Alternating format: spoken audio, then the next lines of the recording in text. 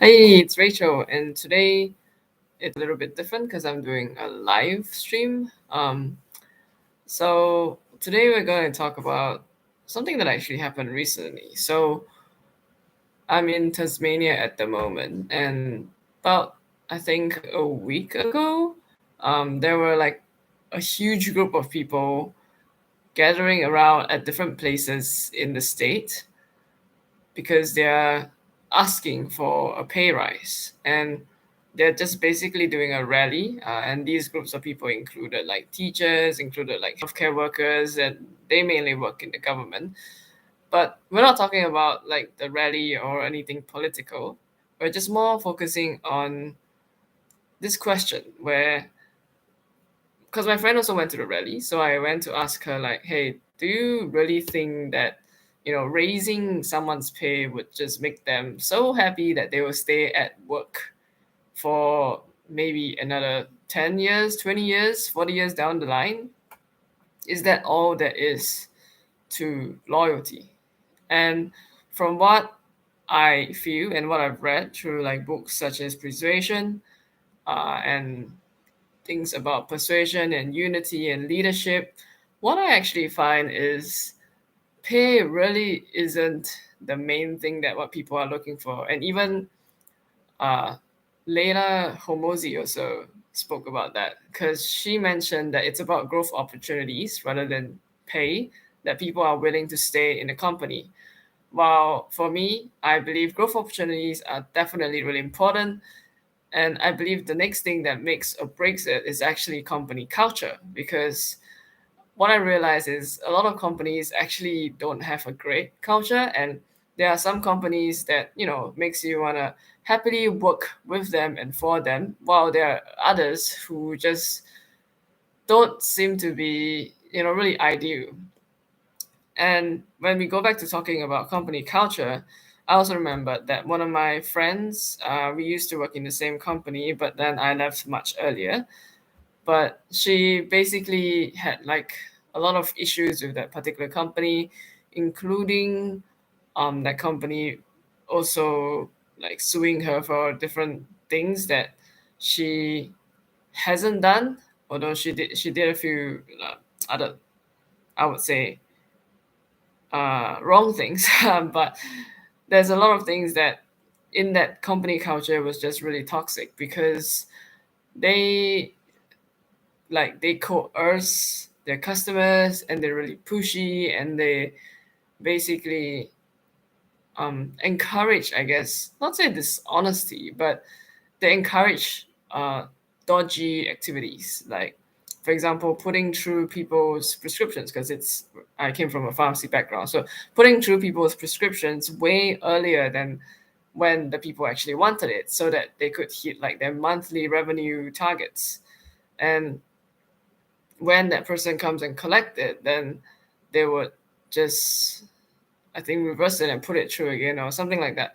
I don't know. I just remember that was really dodgy, and they only did it for the sake of showing that the company had profit. And so today we're going to dive a little bit into company culture and talk about what's like a great company culture, and what are like the dysfunctions of a team where you might want to look out for. So it is actually written in a book. I think it's called Dysfunctions of a Team, or maybe Five Dysfunctions of a Team. And the first one is known as the absence of trust. So when you first join a company, or when you're sort of like getting to know a person, then you naturally wouldn't put your trust into them for, let's say, your personal stuff, or like you wouldn't trust them with your dog or something, because you've just met that person, you don't probably know that person quite well, and you're maybe just co-workers, just colleagues. And maybe it's just a new hire and you're like the manager. And so with the absence of trust, so they don't trust that you're going to do your best for them. They don't trust that this company is a good fit for them. They just came in because they think that the pay is okay. Then obviously you want to help to build the trust within the company, because you obviously want also loyal employees. Like the high employee turnover, and also the cost of hiring, training, firing employees is actually really, really expensive.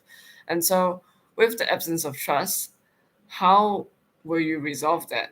And that is through being vulnerable first. So, being the first one to um, basically share with others your own experiences, share with others, what you've gone through, what you've, I guess, learned from your experiences. And there was actually this one incident, which is also recently done by one of my friends. She is she used to be the manager of like I guess a hospital pharmacy, and so with that, there was a particular employee who didn't quite perform that well, and she was kind of often that she gets like I guess not say abused, but then she gets reprimanded or kind of also insulted because she just doesn't perform up to standard. And sometimes it's not really her fault as well because there's poor communication. But the idea there is so she gets all this hate from all her co-workers because of her poor performance, and she's in the chemo department, which means that it's quite stressful because you gotta prepare all the cancer drugs for people, and it's like people's lives are in your hands. Anyhow, so she's really stressed out. She really wants to quit the job, and she can't stand it no more, even though her contract's like 9 months, and she just wants to quit at month 4. But then one of my friends had a chat with her, and then through like being vulnerable first, sharing her own experience of like when she first entered the pharmacy to become the manager, people looked down on her as well.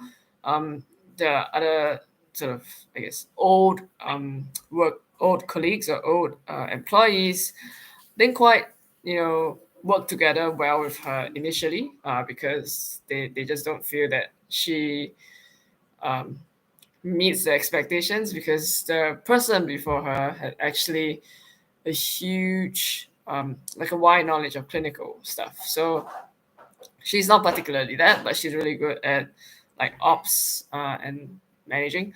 Anyhow, so she had a chat with her. She started becoming vulnerable first, and through the conversation, it actually touched that coworker's heart that she decided to stay to the end of the contract.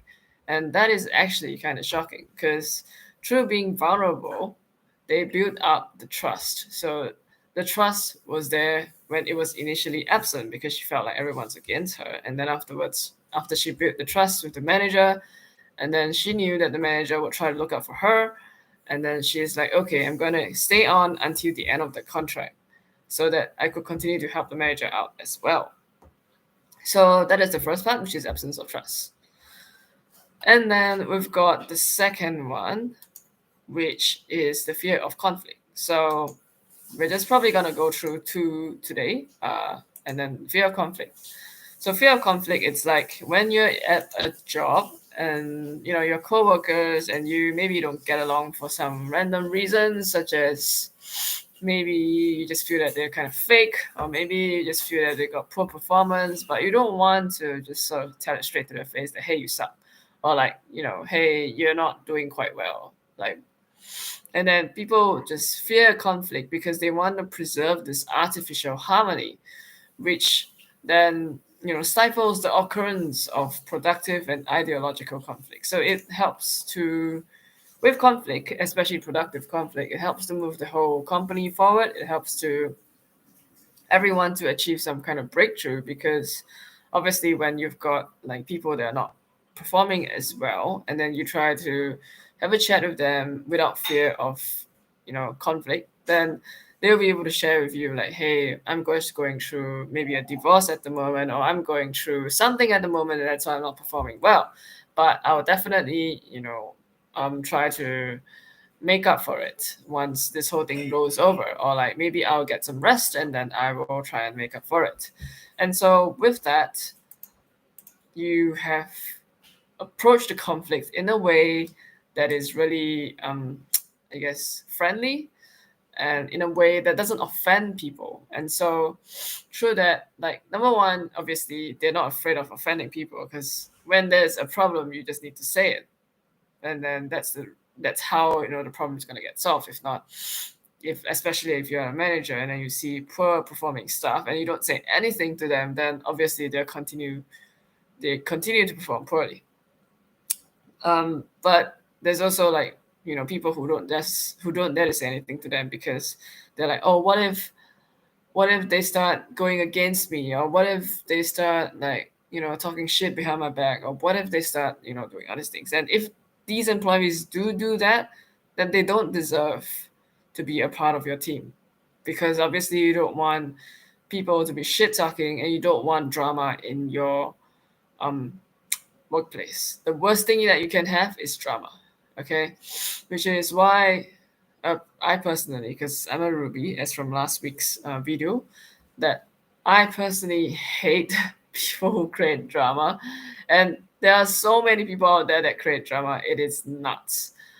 But either way, so we want to approach people, especially when there could be something that they could improve on, or the point is just not to try and maintain this fake harmony, because it doesn't work.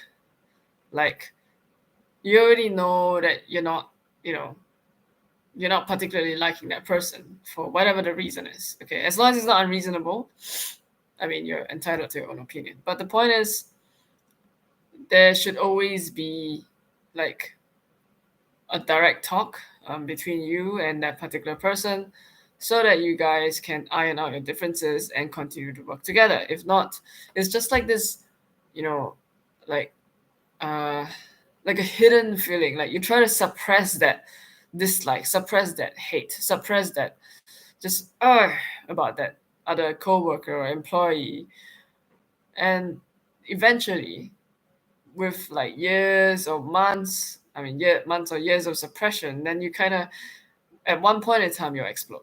And at that point in time, you might not only hurt yourself, you're going to hurt that person, you're going to hurt everyone else around you. So always approach people when there's a conflict, just straight on tell them that, hey, you're not being nice to me. Like, why are you like that, kind of thing. So that way, at least you'll solve the second problem, and you'll be able to first mine for conflict so that you can resolve all the conflicts. So find problems, solve problems, and then that's it, move on. So, okay, so that's the gist of it. And for next week, we'll go through the next three dysfunctions, where two or three dysfunctions, where I'll go through a bit more about how you can build a quality team through like resolving all these dysfunctions of a team, and then have like workers or co-workers, employees, and people loving to work in your company. Because the main thing, because I recently saw, like, in this book Persuasion, they actually mentioned about how there's this particular boss, employer, who believed that a high pay would override everything and it will get people working with him. And while that is true to a certain extent, that it got people applying for jobs, but as long as the company culture is really toxic, then they will find every opportunity they get to, number one, either escape that culture if they hate it. It's like, if they found another job, even if it's a bit lower paid, they'll still leave because the culture is much better. Or if they actually don't mind that toxic culture and they encourage kind of toxic behaviors, then you're going to get employees that have betrayal symptoms. They might do fraud. They might do, like, stupid things that tarnish your reputation. That is totally possible. And that is the experiment done by Dr. Actually, that's not an experiment. That was a story as mentioned by Dr. Cialdini in his book Persuasion, that I found really fascinating, because it's not pay, it is the company culture.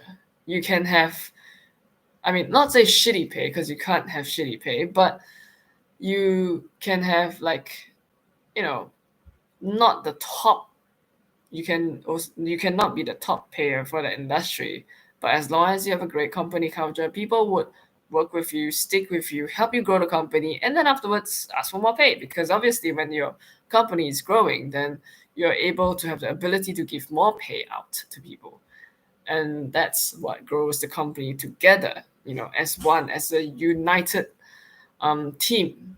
All right. And so that is it for today's live. And I hope you guys have an amazing day ahead.